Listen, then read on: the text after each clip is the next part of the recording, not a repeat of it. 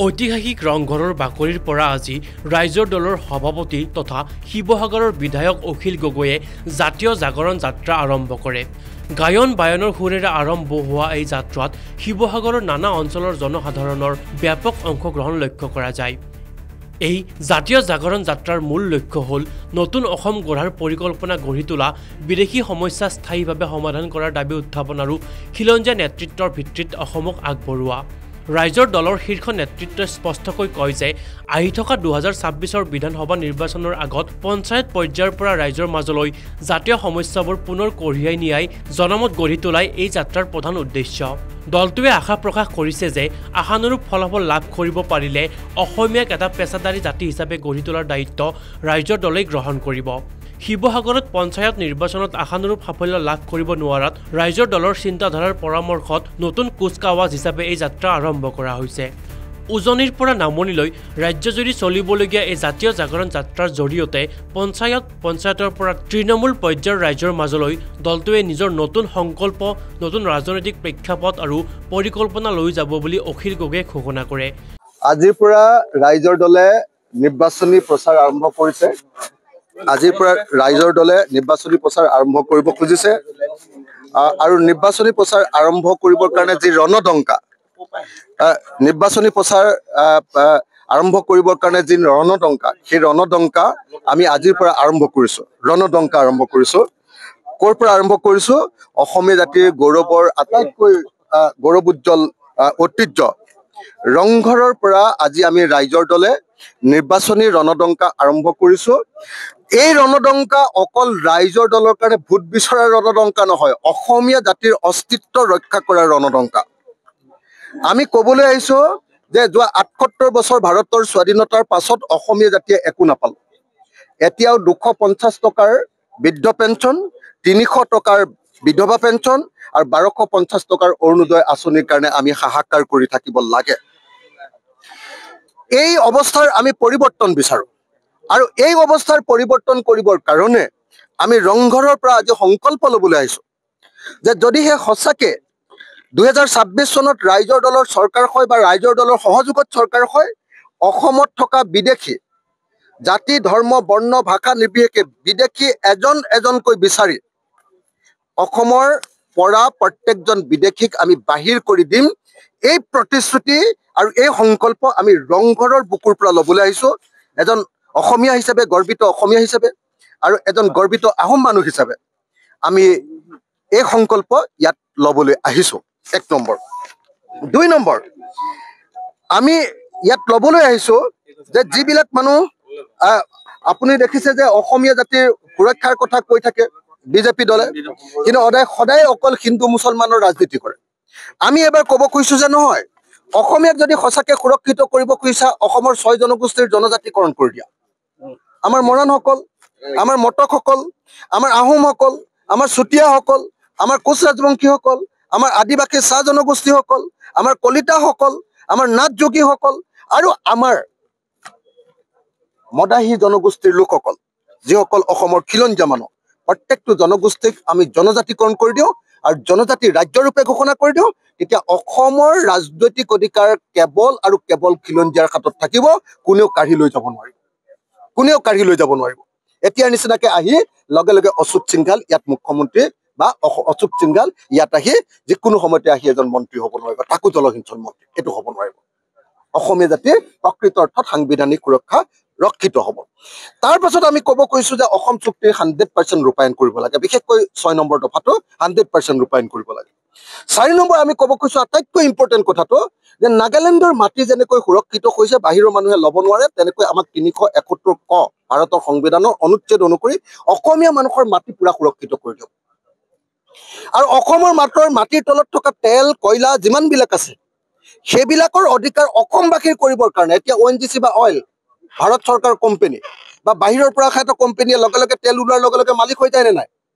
মালিক অসমীয়াক কৰিবৰ কাৰণে আমি কৈছোঁ যে 371 ক 371A দি দিয়ক, লগে লগে আমাৰ মাটিৰ তলত থকা তেলৰ মালিক হৈ যাম অসমীয়া। গতিকে সম্পদৰ ওপৰত অধিকাৰ বিচাৰি আজি আমি ৰংঘৰত, অসমীয়া জাতিৰ আটাইতকৈ ঐতিহ্যপূৰ্ণ ৰংঘৰত আমি আজি সংকল্প ল'বলৈ আহিছোঁ, সেৱা ল'বলৈ আহিছোঁ, অসমীয়া জাতিৰ ওচৰত আশীৰ্বাদ ল'বলৈ আহিছোঁ। আমাৰ পূৰ্বপুৰুষৰ ওচৰত আশীৰ্বাদ লৈ তেওঁলোকৰ ওচৰত সেৱা লৈ আমি ক'ব আহিছোঁ যে আহক 2026 চনটো অসমীয়া জাতিৰ সুৰক্ষাৰ এটা বৰ্ষৰূপে আমি গঢ়ি তোলোঁ। অকল খালি সত্তা, অকল খালি ক্ষমতা বদলি কৰাৰ বৰ্ষ নকৰোঁ আমি। বিজেপিৰ পৰা কংগ্ৰেছ, কংগ্ৰেছৰ পৰা বিজেপি, বিজেপিৰ পৰা এজিপি, এনেকে ধৰণে অকল খালি এই ক্ষমতা লোভীবিলাকৰ কাৰণে খালি আমি গাড়ীখন দি নিদিওঁ। আহক আমি অসমীয়া জাতিৰ প্ৰকৃত অৰ্থ পৰিৱৰ্তন ৰূপান্তৰ আনো। তাৰপিছত আমি 5টা কথা ক'ব কৈছোঁ, 5টা অসমীয়া জাতিৰ কাৰণে। প্ৰথম কথাটো ক'ব কৈছোঁ যে ৰাইজৰ দল যদি আহে অসমৰ সকলো পথাৰত পানী দিয়া হ'ব আৰু বছৰৰ সকলো সময়তে খেতি কৰিবৰ কাৰণে অন্ততঃ 3বাৰ খেতি কৰি প্ৰত্যেকজন খেতিয়কক ধনী কৰি দিয়া হ'ব। নাম্বাৰ 1। নাম্বাৰ 2 যে প্ৰত্যেকজন খেতিয়কক বস্তুৰ প্ৰকৃত যিটো বস্তু বন্ধাকবি উৎপাদন কৰিলে প্ৰকৃত দাম দিয়া হ'ব, MSP। নাম্বাৰ 3 আমি কৈছোঁ যে অসমৰ প্ৰত্যেকখন গাঁৱত, অসমৰ প্ৰত্যেকখন নগৰৰ চুবুৰীয়ে বস্তিয়ে অসমৰ চাহ বাগিচাৰ লাইনে লাইনে আমি ইণ্ডাষ্ট্ৰি খুলিম, সৰু সৰু ইণ্ডাষ্ট্ৰি, ছেমি ইণ্ডাষ্ট্ৰি, MSME। সেই সৰু সৰু ইণ্ডাষ্ট্ৰি খুলি অসমৰ এজনো মানুহ যাতে বেংগলোৰত গৈ কোনো পধ্যে যাতে চিকিউৰিটি গাৰ্ড কৰিব নালাগে। আমাৰ মায়েও কাম পাব, আমাৰ খুৰীয়েও কাম পাব, আমাৰ খুৰীদেও কাম পাব, আমাৰ পেহীদেও কাম পাব, মোৰ বাইদেউ কাম পাব, মোৰ ককাইদেউ কাম পাব, মোৰ দেউতাইও কাম পাব। এজনো মানুহ নিবনুৱা হৈ নাথাকে আৰু কোনেও হিমন্ত বিশ্ব শৰ্মাক 1250 টকা দিয়ে বুলি হাত তুলিব নালাগে। এনেকুৱা পৰিস্থিতি আমি কৰিব খুজিছোঁ। এইটো হ'ল আমাৰ এটা প্ৰধান 3 নম্বৰ আমাৰ মূল দাবী, মূল আমাৰ প্ৰতিশ্ৰুতি, অসমীয়া মানুহৰ প্ৰতি প্ৰতিশ্ৰুতি।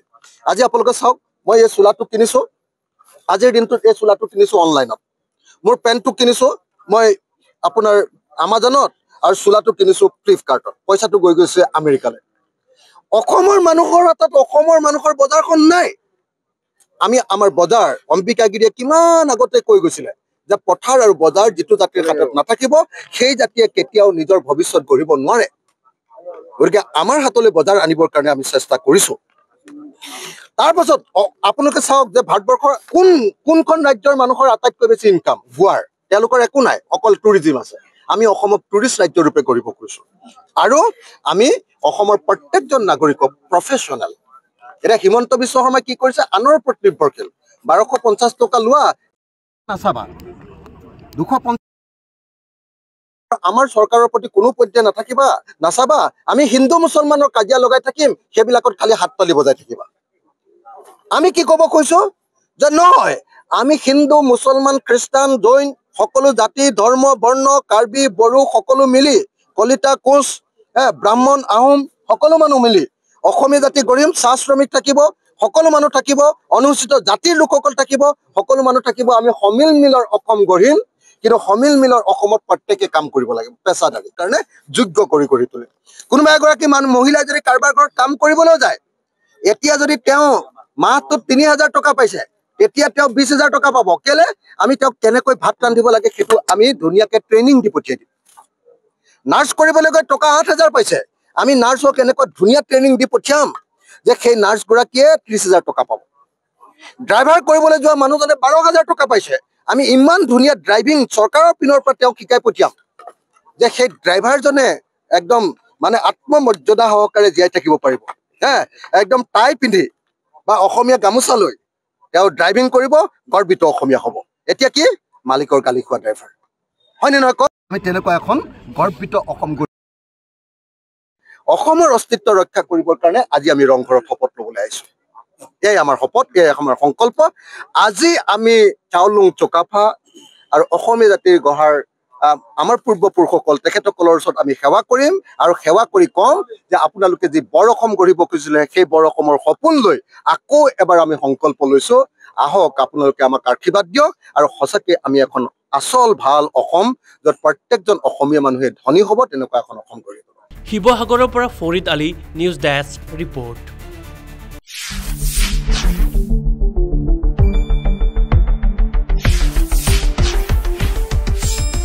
শুদ্ধ আৰু বিস্তৃত বাতৰিৰ বাবে চাই থাকক নিউজ ডেস্ক ৰিপৰ্ট।